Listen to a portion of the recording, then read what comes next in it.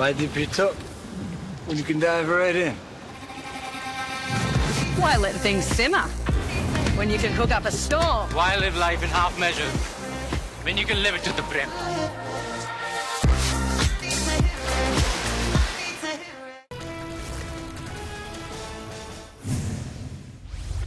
मुंबईत आजपासून 9 तारखेपर्यंत विशेष अधिवेशन विधानसभेचे एकूण 288 प्रतिनिधी आमदारकीची शपथ घेणार। कालिदास कोळंबकर यांनी हंगामी अध्यक्षपदाची शपथ घेतली। विधानसभेचे हंगामी अध्यक्ष म्हणून कोळंबकरांची दुसऱ्यांदा निवड। मुख्यमंत्री फडणवीसांच्या मुख्य सचिवपदी श्रीकर परदेशी यांची नियुक्ती। श्रीकर परदेशी 2022 पासून फडणवीसांचे प्रधान सचिव। परदेशी यांनी पंतप्रधान मोदींसोबत देखील उपसचिव म्हणून काम केलंय। राज्य मंत्रिमंडळ विस्ताराची चर्चा पूर्ण। नागपूर अधिवेशनाआधी मंत्रिमंडळ विस्तार होणार। मुख्यमंत्री देवेंद्र फडणवीसांची माहिती।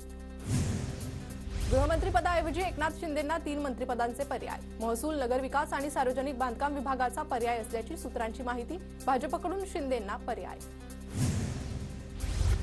मंत्रिमंडळ विस्ताराचा संपूर्ण अधिकार मुख्यमंत्र्यांचा। फडणवीस योग्य वेळी मंत्रिमंडळाचा विस्तार करतील। चंद्रशेखर बावनकुळेंची प्रतिक्रिया। तर मंत्रिमंडळ विस्तारात चांगला मान मिळावा हीच आमची भूमिका। दीपक केसरकरांचं वक्तव्य। नव्या सरकारचा मंत्रिमंडळ विस्तार 11 किंवा 12 तारखेला होण्याची शक्यता। भाजपचे 11 ते 12, शिवसेनेचे 8 ते 9 तर राष्ट्रवादीचे 8 ते 9 मंत्री शपथ घेण्याची शक्यता। सूत्रांची माहिती।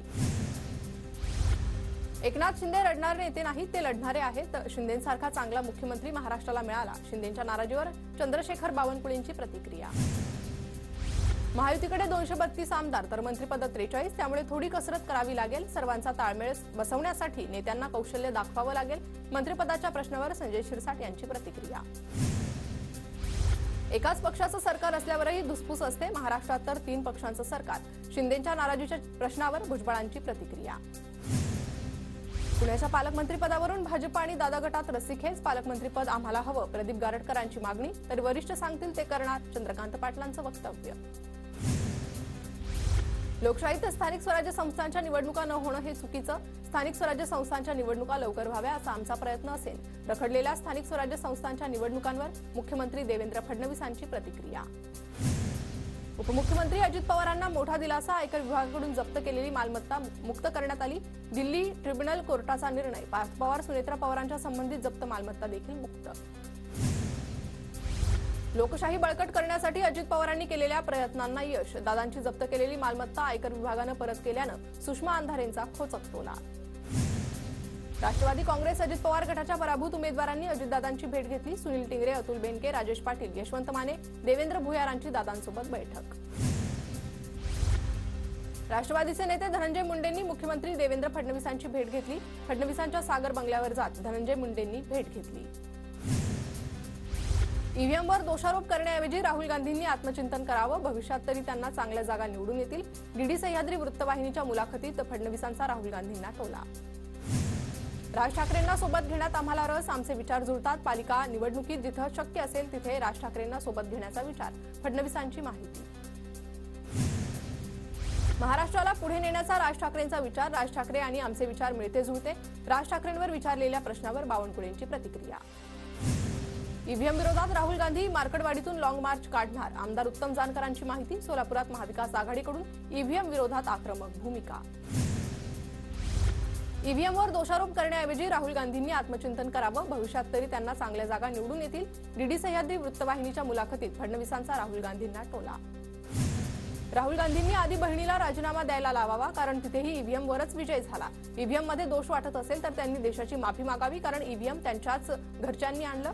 सुधीर मुनगंटीवारांचा टोला। ईव्हीएम विरोधात आंदोलनावर चर्चा सुरू, पुढील दिशा लवकरच ठरेल। शरद पवारांची प्रतिक्रिया। कोणत्या विषयावर आंदोलन करायचं हा राहुल गांधींचा अधिकार। निवडणूक आयोगानं सांगितलं तर आम्ही बॅलेट पेपरवर निवडणूक लढवायला तयार। रामदास आठवलेंची प्रतिक्रिया। ईव्हीएम मशीन डिझाईन करताना काहीतरी गडबड, पृथ्वीराज चव्हाणांकडून शंका व्यक्त। निवडणुका बॅलेटवरच घेण्याची काँग्रेसची भूमिका। पृथ्वीराज चव्हाणांची माहिती। महाराष्ट्र हरियाणाच्या निवडणुकीत लोकशाही धाब्यावर बसवली। बाबा आढाव यांना आंदोलन करावं लागलं, असं कृत्य करून हे सरकार आलंय। बाबा आढावांच्या आंदोलनावरून अंबादास दानवेंची सरकारवर टीका। विरोधकांनी मला टार्गेट केलं, त्यामुळे मला जनतेची सहानुभूती मिळाली। मुख्यमंत्री देवेंद्र फडणवीसांचा उद्धव ठाकरेंसह महाविकास आघाडीच्या नेत्यांना टोला।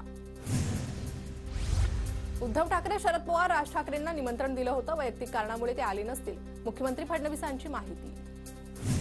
महाविकास आघाडीच्या नेत्यांच्या मनात आमच्या विजयाबद्दल राग आहे. राग असल्यानेच महाविकास आघाडीचे नेते शपथविधी सोहळ्याला उपस्थित नव्हते. रामदास आठवलेंचं वक्तव्य. लाडक्या बहिणींना 1 जानेवारीपासून 2100 रुपये द्यावेत. खासदार सुप्रिया सुळेंची मुख्यमंत्री फडणवीसांकडे मागणी. तर 2100 रुपयांबाबत नागपूरच्या अधिवेशनात तरतूद करणार. शिरसाटांची माहिती. अर्थसंकल्प कधी मांडला जातो याची सुप्रिया सुळेंना माहिती आहे. लाडक्या बहिणी योजनेवरील सुप्रिया सुळेंच्या मागणीवर सुधीर मुनगंटीवारांची प्रतिक्रिया.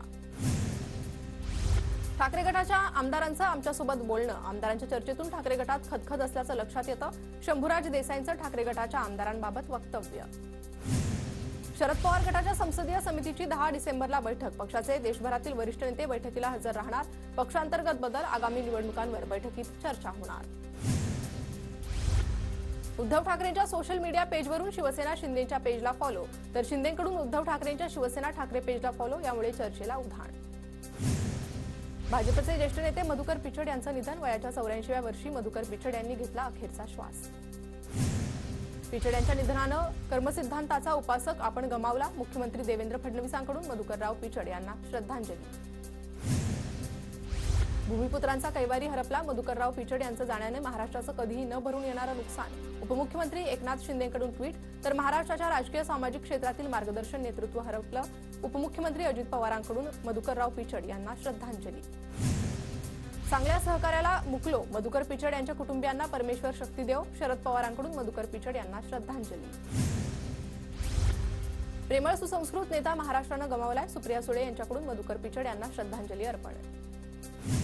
माजी केंद्रीय राज्यमंत्री भारती पवारांनी मधुकर पिचड यांच्या पार्थिवाचं अंत्यदर्शन घेतलं. दरम्यान भारती पवारांकडून वैभव पिचड यांचं सांत्वन.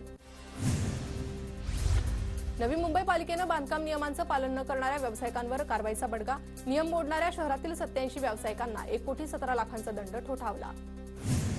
मध्य रेल्वेवर उद्या मेगा ब्लॉक. माटुंगा ते मुलुंड दरम्यान अप आणि डाऊन जलद मार्गावर. जलद लोकल माटुंगा मुलुंड दरम्यान धीम्या मार्गावरून वळणार. कोकण रेल्वे मार्गावर देखभाल दुरुस्तीसाठी करमळी वेरणा स्थानकांदरम्यान ब्लॉक. 7 आणि 8 डिसेंबरला ब्लॉक असल्यानं रेल्वेच्या वेळापत्रकावर परिणाम होण्याची शक्यता. पुणे सोलापूर मार्गावरील वाहतुकीत जलवाहिनीच्या कामानिमित्त बदल. मम्मादेवी चौक ते अर्जुन रस्ता टी जंक्शन दरम्यान कामाला सुरुवात.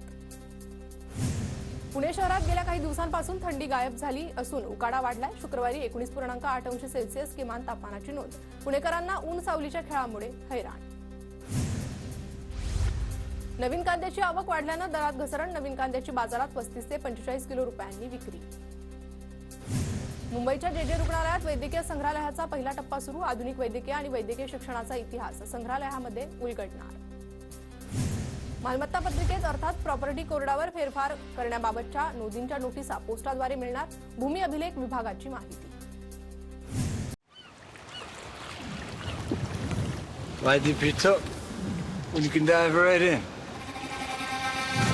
Why let things simmer when you can cook up a storm? Why live life in half measures when you can live it to the brim?